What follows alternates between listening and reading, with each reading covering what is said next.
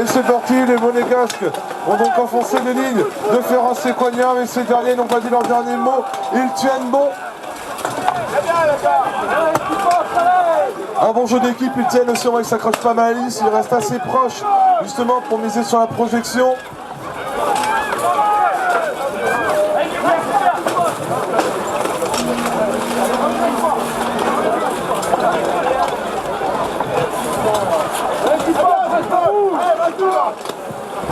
Alors, même si les combattants de Ferran Sequania, qui est donc la deuxième équipe du club à Couleur Sequania, eh bien, ça reste quand même des combattants expérimentés qui ont participé. Ah, il a tombé au sol en cheloupant sa charge. Ah non, il a réussi, mais malheureusement, l'un des combattants s'est déplacé, il a pu l'envoyer par terre.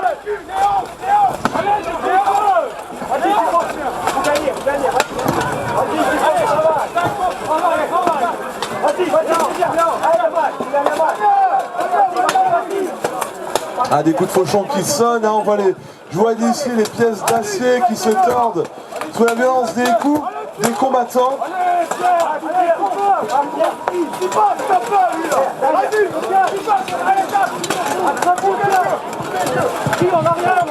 Ah, les combattants de Ferran Sequania sont vraiment très énervés, ils ne lâchent rien.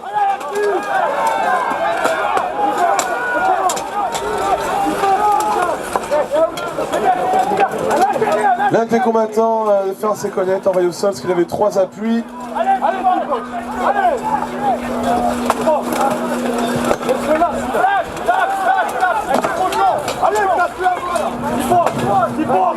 Avantage de 1 pour Ferran Sequania. Et le charge, c'est de le grimper justement pour appuyer tout son poids pour le faire lâcher. Ah, c'est vraiment très disputé, hein, l'équipe de Grimaldi Benitez ne lâche rien.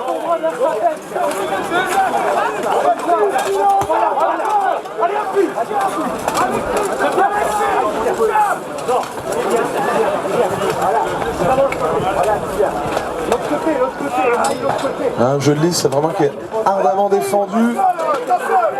Ah, il arrive à se dégager, mais malheureusement il est toujours bloqué par l'un des combattants de Ferran Sequania.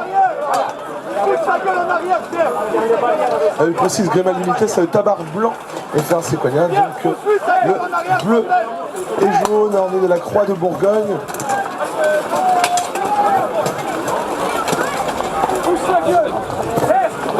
C'est très disputé malgré l'infériorité numérique de Grimaldi Benitez, il ne lâche rien.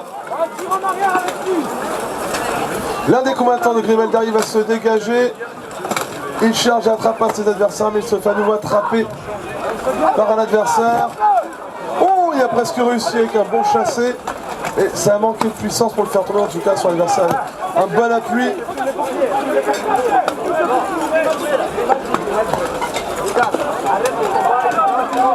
Les combattants, s'il vous plaît, n'interférez pas avec le travail des arbitres.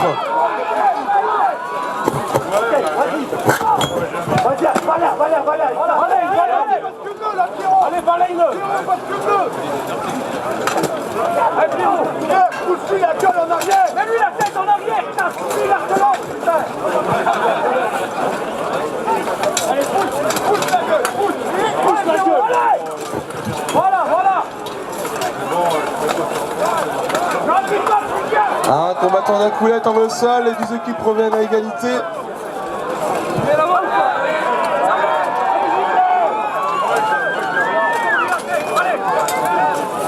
Il faudrait que l'un des combattants va se dégager de son duel pour aller aider un de ses camarades afin d'apporter un avantage.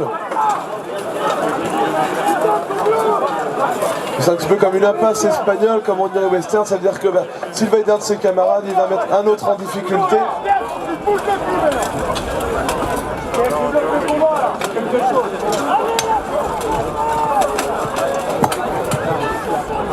Ah, c'est serré, mesdames et messieurs. N'hésitez pas à les encourager. Eh bien, soit Grimaldi Benitez, soit Ferran Sequania. Un autre combattant de Ferran Sequania a été envoyé au sol. Avantage du coup pour Grimaldi Benitez. Ouh, des coups de fauchon qui doivent faire mal. Hein.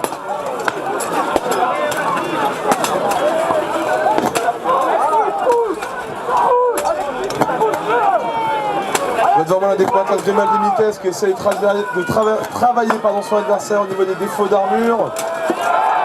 Un autre combattant de Ferra Sequania est envoyé au sol.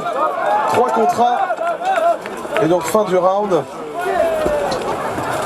2 duos, un roller côté Grimaldi, côté Ferra et Sequania. Nous allons donc avoir... Ah, l'un des combattants monégasques a perdu son arme.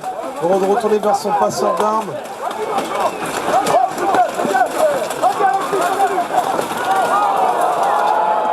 Une double chute, non.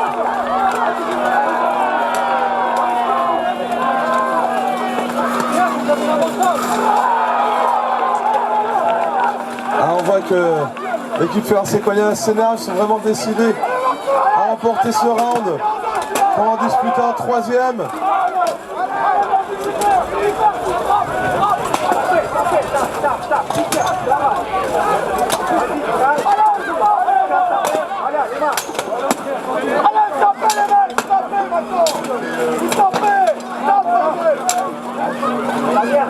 L'un des combattants de Ferra Sequania est envoyé au sol. Il y a toujours une nette supériorité numérique pour l'équipe. Il ne reste plus que 2 combattants de Grimaldi Milites.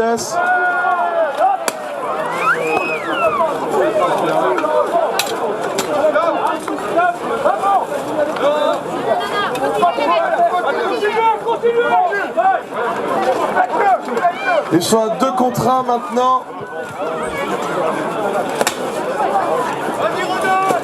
Le combattant de Grimaldi Milites est en mauvaise posture, il est bloqué contre la lisse.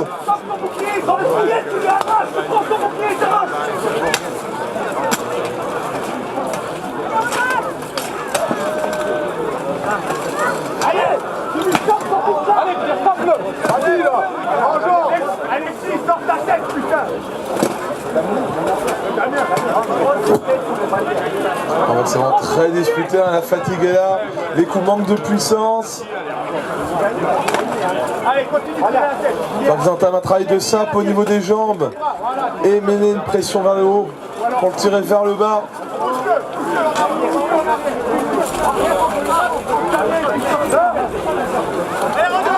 Vas-y Rodolphe. Allez Zéro, son bouclier, arrache-lui la gueule. Allez Zéro, sorte le bouclier.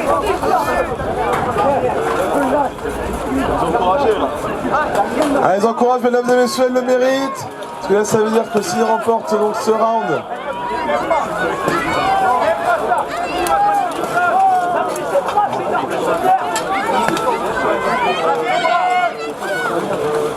c'est toujours compliqué effectivement de se sortir de la lisse.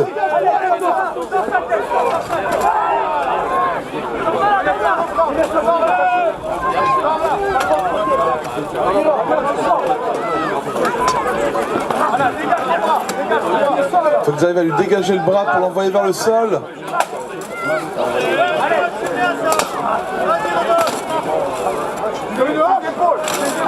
Vas-y le bras là. Ton coude bordel. Ton coude, la gueule, faut le coude. Le coude du bouclier.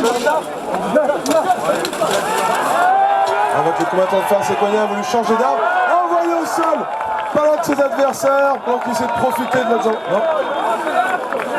Il n'a pas d'arme, il n'a pas le droit.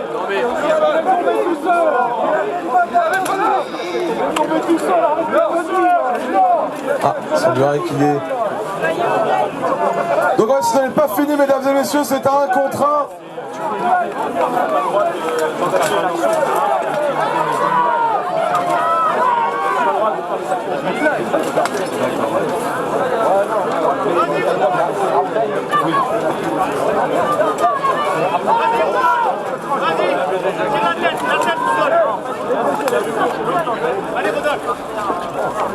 Et je rappelle que les combattants ne doivent pas non plus trop s'approcher de la lisse afin de ne pas gêner le travail des arbitres, sinon leur équipe pourrait se faire sanctionner d'un carton jaune.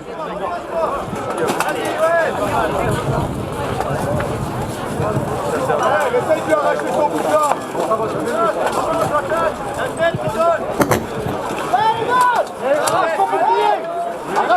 Toujours donc un duel âprement disputé entre les deux combattants.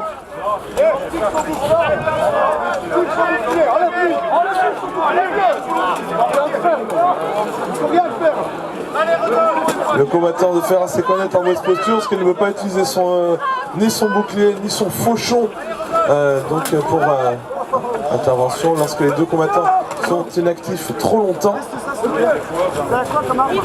Eh bien, les arbitres les séparent et les remettent au centre de la lice pour qu'ils recommencent leur combat. Je ne sais pas combien de minutes on est. Il reste 20 secondes, on me fait dire. 20 secondes pour ce match.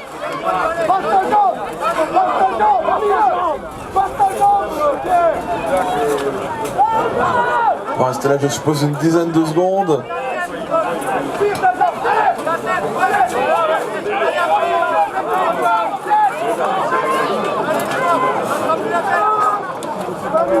C'est la fin du temps.